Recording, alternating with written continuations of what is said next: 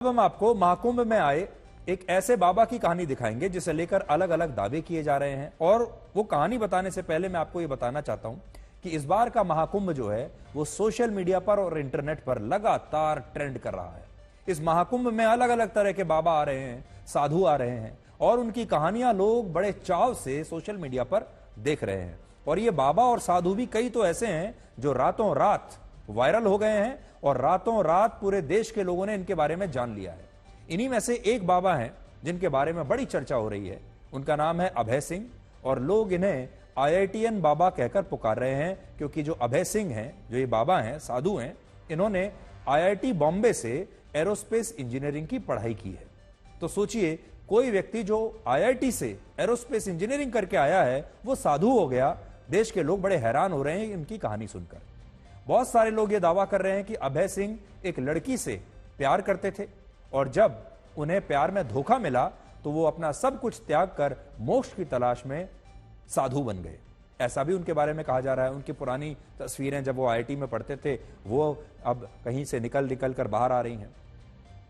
अभय सिंह के बारे में सारी कहानियां सोशल मीडिया पर वायरल है, लेकिन आज हम आपको इन कहानियों की असली सच्चाई बताना चाहते हैं। यह बात सही है कि अभय सिंह ने वर्ष 2016 के आसपास IIT बॉम्बे से एरोस्पेस इंजीनियरिंग की पढ़ाई की थी। उन्होंने बिल्कुल सच बात कही है। हमारे पास उस समय की तस्वीरें भी हैं जो अभय सिंह ने IIT बॉम्बे में पढ़ते समय अपने दोस्तों के साथ खींची थी।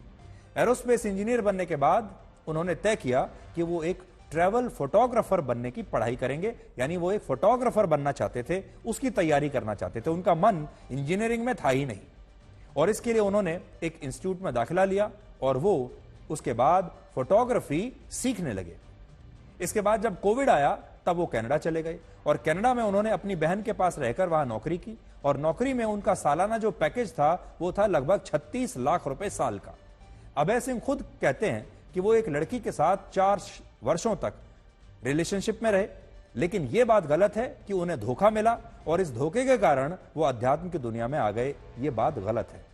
वो कहते हैं कि वो बचपन से ही अपने माता पिता को झगड़ते हुए देखते थे, जिसके कारण उन्होंने ये फैसला किया कि वो विवाह नहीं करेंगे। और जब उन्हें अपने जीवन का कोई उद्देश्य नहीं मिल रहा था, वो डिप्रेशन में जाने लगे, तो दर्शन शास्त्र की किताबें पढ़ने लगे और तब उन्होंने अध्यात्म की तरफ जाने का फैसला किया और फिर वो इस ज्ञान की खोज में निकल गए। ये कहानी अभय सिंह ने खुद हमें बताई और उनका कहना है कि वो अब भी अध्यात्म की मदद से जीवन के उद्देश्य को समझने का प्रयास कर रहे हैं। पहले तो मैं आपसे जानना चाहूंगा कि क्या आप साधु हैं, संत हैं, क्या आप दीक्षित हैं, आप हैं क्या? क्योंकि हमने सुना है कि आप IITian हैं और IITian के बाद मैं ये साधु की वेशभूषा देख रहा हूँ। सही साल बचा रहा है, इससे क्लियर हो जाएगा काफी कुछ। मेरे को कुछ भी नहीं होना है, बट ये दुनिया कुछ भी नहीं होने देती है। उसको लेवल पसंद है। लेवल पसंद है, लेवल लगाते ना लोगों में, लेवल से ही तुम जानते हो। आपने भी ऐसे लेवल लगाए कि IIT का लेवल, IIT का लेवल, साधु का लेवल, संत का लेवल, इसका लेवल, उसका लेवल। बट मेरा तो मेन मकसद है कुछ भी नहीं होना है। तो क्या होना है? वही कुछ भी नहीं होना है जो शिव है। जो कुछ भी नहीं होके भी है, क्योंकि जो कुछ भी नहीं है वो कुछ भी हो सकता है। फिर मेरे पास फ्रीडम है, फिर मैं बंधा हुआ नहीं हूँ। वही तो मुक्त है, वही तो फ्री है। यदि तुम कुछ बन गए तो तुम उस ढांचे में पकड़े गए। फिर तुमको यदि बदलना पड़ेगा तो कैसे बदलोगे टाइम के आने पे? तो आप बिल्कुल यूं ही मुक्त जीवन, मुक्त पर्सनालिटी रहना चाहते हैं। मतलब मेन वही है कि तुम बस जानते जाओ, उस रास्ते पे चलते जाओ और जो भी तुमको सीखने को मिल रहा है सीखते जाओ। जैसे भी सीखने को मिल रहा है सीखते जाओ। और जब ये पूरा कर्म का चक्र जो पूरा हो जाएगा, फिर अपना मतलब तुम पास हो जाओगे क्लास में। ये जो ब्रह्मा की बनाई हुई पूरी क्लास है कि हाँ तुम इस खेल में जाओ खेलना, मतलब उस खेल को तुमने पूरा खेल के अब तुम मास्टर हो गए हो। अब तुमको उस खेलने में तुम कैसे भी खेल सकते हो, तब तुमको इंटरेस्ट ही नहीं लेगा खेलने में, वहाँ छोड़ो। तो फिर वो जैसे वो पुनर्जन्म का जो कॉन्सेप्ट होता है, फिर तुम नीचे नहीं आओगे फिजिकल बॉडी के अंदर,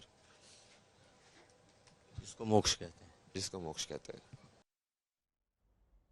ये पहला कुंभ है जो इंटरनेट पर और सोशल मीडिया पर इतना वायरल हो रहा है कि दुनिया भर के लोग यहां देख रहे हैं और इस बार जो साधु हैं वो भी वायरल हो रहे हैं। अब आप ये देखिए कि अभय सिंह इस महाकुंभ में कैसे आए। इसकी कहानी जूना अखाड़े के एक योगी सन्यासी से जुड़ी है जिनका नाम है Someshwar Puri.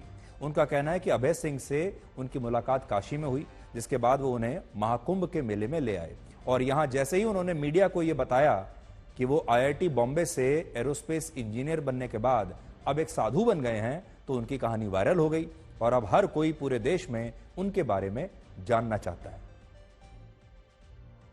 Went through the grind of acquiring the highest available, one of the highest available in the world, not only India में नहीं, विश्व में IIT का क्वालिटी है। वो IITओ में भी सबसे top ranking one Bombay IIT, उसमें भी he was in the first 500 or 600 ranker, coming from a small area, and 11वीं तक इसको ये भी पता नहीं IIT हाई बोल के, फिर IIT में घुस डन बोल के फर्स्ट अटेम्प्ट में। मैं समझ गया उसका, ये सब समझ में आ जाता है। ये जिंदगी भी बड़ी अजीब होती है। जरा सोचिए, अगर अभय सिंह IIT बॉम्बे से पढ़ाई करने के बाद आज किसी बड़ी कंपनी में एक नौकरी कर रहे होते तो शायद उनके बारे में कोई नहीं जानता।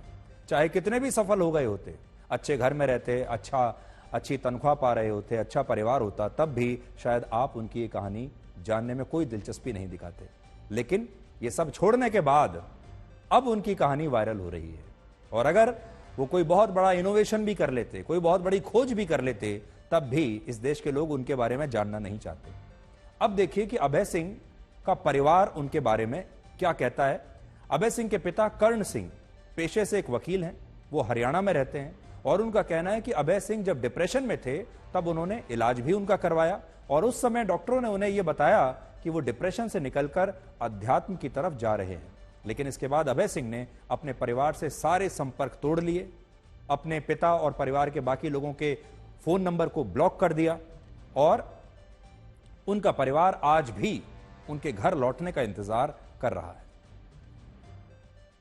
मैं तो अब भी चाहता हूं अब वो घर आकर के अपना संभाले और भाई अपना काम करे, परंतु अब उसके दिल पर ठेस लगेगी कि भाई पापा अब भी मतलब ये है कि मुझे उसी सांसारिक जीवन में फंसाना चाहता है, और वो हो सकता है ना फंसना चाहता हो तो फिर वो ज़्यादा बढ़िया नहीं रहेगा ज़्यादा प्रेशर उस पर डालने का, क्योंकि प्रेशर तो से बड़ा कटता था। वो कोई बात बार बार करके प्रेस करोगे तो उससे वो बड़ा बेचैन होता था, तो मैं भी ज़्यादा बार उसको नहीं कहा करता। उसकी माँ की क्या मनोदशा है?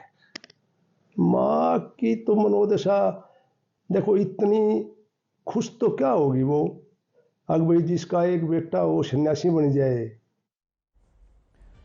अभय सिंह को देखकर आपके दिमाग में एक बात जरूर आएगी, वो कितने खुश हैं, वो कितने प्रसन्न हैं, उनके चेहरे पर लगातार मुस्कुराहट रहती है। मैं जरा सा आपको फिर से दिखाता हूं, और वो कहते हैं कि वो बिल्कुल आजाद हैं।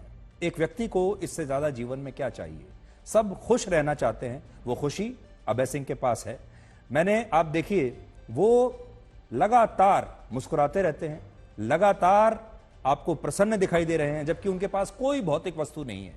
ना उनके पास गाड़ी है, न बंगला है, न बैंक बैलेंस है, न परिवार है, फिर भी किसी भी ऐसे व्यक्ति से ज्यादा खुश दिख रहे हैं, ज्यादा प्रसन्न दिख रहे हैं और आजाद है।